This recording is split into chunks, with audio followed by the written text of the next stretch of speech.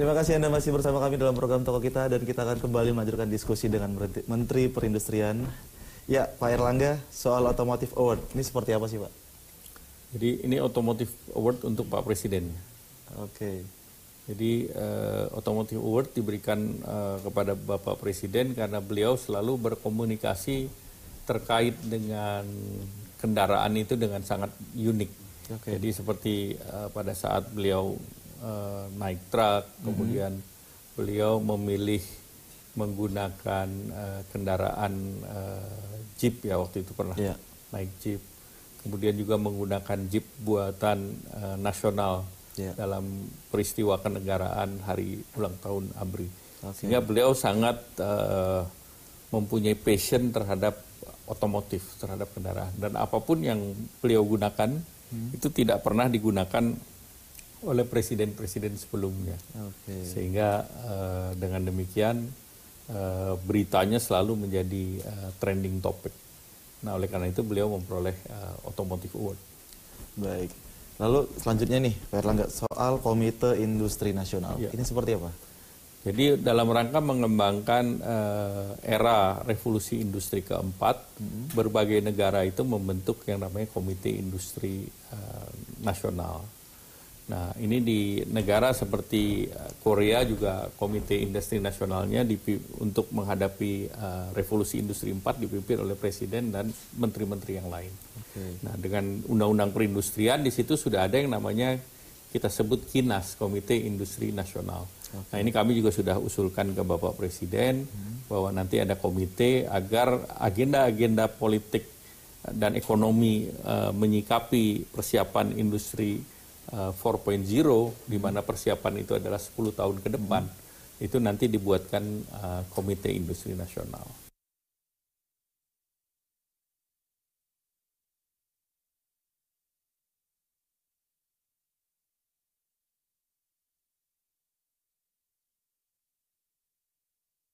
Oke, kita lanjutkan. Kemudian soal tadi rancangan Making Indonesia 4.0 itu.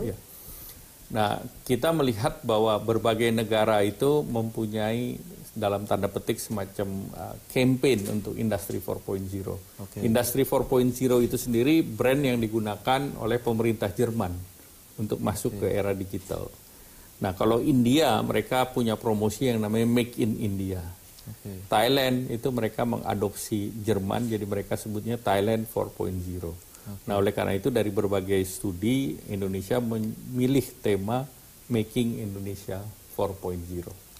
Ya, kemudian Pak Airlangga, soal aturan tax holiday itu seperti apa sih Pak? Jadi memang Kementerian Perindustrian mendorong adanya fasilitas untuk sektor ekonomi secara luas. Jadi seperti disampaikan Pak Presiden bahwa ekonomi Indonesia yang berbasis anggaran itu sekitar 15-20% dari kue. Sedangkan 80% itu adalah pihak swasta. Oleh karena itu pihak swasta itu bisa mendorong perekonomian melalui investasi. Nah, investasi ini bisa masuk kalau pemerintah memberikan fasilitas fiskal. Nah, salah satu yang didorong adalah tax holiday. Nah, tax holiday ini dibicarakan di Menko dan dengan Menteri Keuangan, di mana untuk investasi sektor industri tertentu, terutama hulu, nah terutama yang juga dijadikan prioritas, itu diberikan 100% tax holiday. Nah, tax holiday ini tergantung pada satu jumlah investasi, mulai dari 500 miliar sampai di atas 30 triliun, di mana kalau yang 500 miliar tax holiday-nya 100% pemotongan dengan periode 5 tahun, tapi yang di atas 30 triliun periodenya bisa sampai 20 tahun. Nah, di samping itu juga dikembangkan fasilitas yang kita sebut super deductible tax, yaitu pemotongan pajak di atas 100%. Nah, Kementerian Perindustrian mengusulkan satu terkait dengan kegiatan vokasi atau pelatihan, yang kedua terkait dengan research dan development. Jadi kalau dua kegiatan ini juga diberikan super deductible tax atau tax di atas 100%, jadi kalau orang invest di vokasi misalnya 1 juta, maka dia akan mendapatkan fasilitas usulnya Kementerian Perindustrian 200%. Jadi 2 juta dia dipotong pajaknya.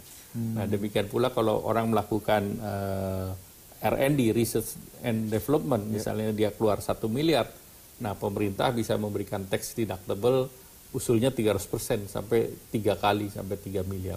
Dengan demikian ini menjadi insentif agar industri itu bisa melakukan investasi dan pengembangan produk sekaligus pengembangan sumber daya manusia. Lalu kemudian Pak Erlangga tentang aturan ekspor wajib gunakan kapal RI, ini kenapa ditunda? Ya tentunya kan kalau domestic market itu asas kabotage bekerja, tetapi kalau untuk international market itu asas kabotage tidak bisa bekerja karena itu internasional punya regulasi. Nah tentunya kita bisa mendorong itu dengan mendorong sektor yang terbatas. Nah di sini di sektor batu bara dan kelapa sawit. Dan tentu yang bisa didorong adalah yang punya kontrak jangka panjang. Di mana tentu penjualan barang kita rata-rata kan penjualan FOB atau free on board. Jadi buyer yang menentukan kapal. Nah tentu yang utama sebetulnya ini yang diharapkan adalah kita menjual barang secara CNF. Nah kalau CNF, hak untuk menentukan kapal ada di Indonesia. Nah sebetulnya itu yang kita akan dorong. Baik, terima kasih Pak Menteri atas bincang-bincangnya saat ini. Ya, pemirsa demikianlah bincang-bincang kita bersama Menteri Perindustrian Bapak Erlangga Hartarto. Semoga apa yang disampaikan bermanfaat untuk kita semua. Saya Wahyu Dirtonga pamit undur diri, terima kasih dan sampai jumpa.